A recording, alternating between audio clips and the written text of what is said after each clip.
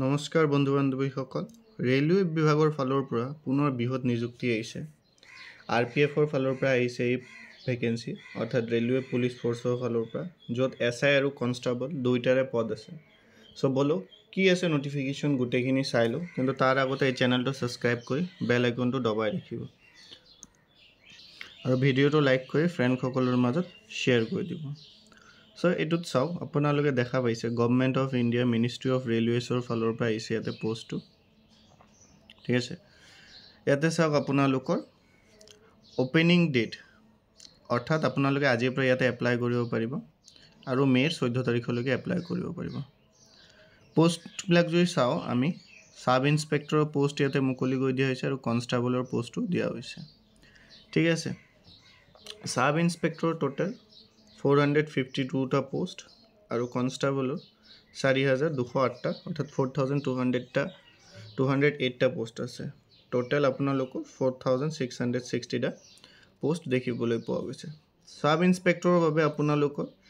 কেৱল গ্ৰেজুৱেট হলে হ'ব তেন ধৰণৰ বাকি একো দিয়া নাই ঠিক আছে এডুকেশনাল কোৱালিফিকেশন আপোনালোকে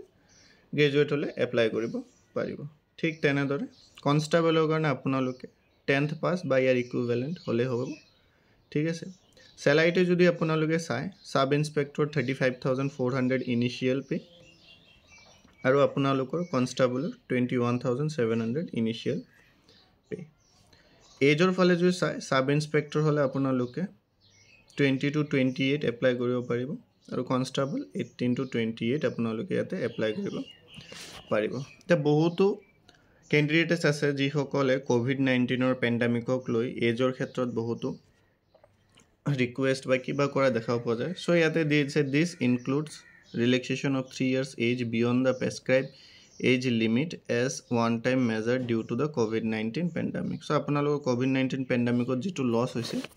tar karone yate apnalokor age relaxations actually di dia hoise nohole apnalokor sub inspector 25 years dile hoy aru etu tenoy constable 25 years dile hoy thik ase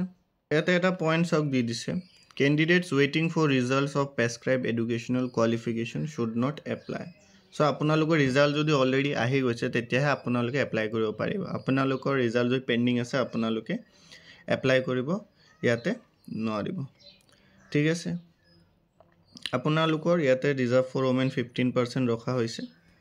Reservation for SC ST আছে। আপোনালোকৰ mode of exam হ'ব আপোনালোকৰ computer based test CBT exam হ'ব। ঠিক আছে? তাৰপিছত আপোনালোকৰ PET হ'ব অৰ্থাৎ ফিজিক্যাল এফিচিয়েন্সি টেষ্ট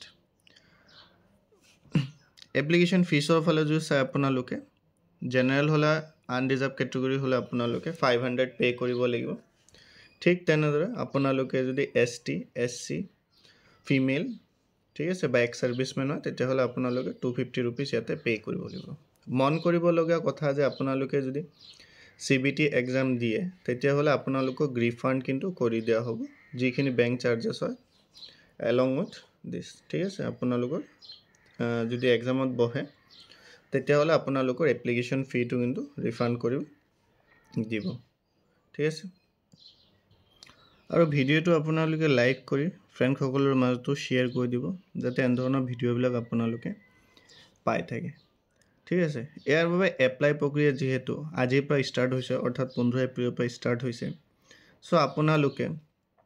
ইয়াতে চাওক www.rrbguwahati.gov.in ত গৈ ইয়াতে আপোনালোকে আজিৰ পৰা ইয়াতে এপ্লাই কৰিব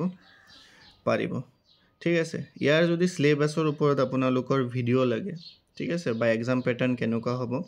তো তলত কমেন্ট কৰি জনাই দিব তেতিয়া মই তাৰ সিলেবাসৰ বিষয়ে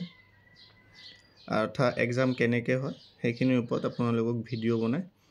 দি দিম ওকে আৰু ইয়াতে আপোনালোকে চাব only one application against CEN number RPF dated only one application against so আপোনালোকে এটা যিকোনো এটা মানে এপ্লিকেশন কৰিব পাৰিব মানে আপোনালোকে এটা এপ্লিকেশনত হয়তো SI কৰিব লাগিব নহলে আপোনালোকে কনষ্টেবল কৰিব লাগিব এটা এপ্লিকেশনত দুটা কৰিব নোৱাৰিব আপোনালোকে সেপাৰেটলি সাবমিট কৰিব লাগিব ঠিক আছে অৰ্থাৎ আপোনালোকে SI বাবে এপ্লাই কৰিলো 500 ঠিক আছে তেনেকৈ আকৌ আপোনালোকে যদি কনষ্টেবলৰ কাৰণে এপ্লাই কৰে তেতিয়া আপোনালোকে 500 ৰুপিজ দিব লাগিব আৰু যেহেতু আজিৰ পৰা আপোনালোকৰ ষ্টাৰ্ট হৈছে সো 2-3 দিন চাই আপোনালোকে ইয়াতে এপ্লাই কৰি দিয়ক তেতিয়া আপোনালোকৰ কাৰণে বেছি ভাল হ'ব কিন্তু লাষ্ট ডেটলৈ ৰৈ নাথাকিব যিমান পাৰে সিমান সোনকালে কৰিব ট্ৰাই কৰিব ওকে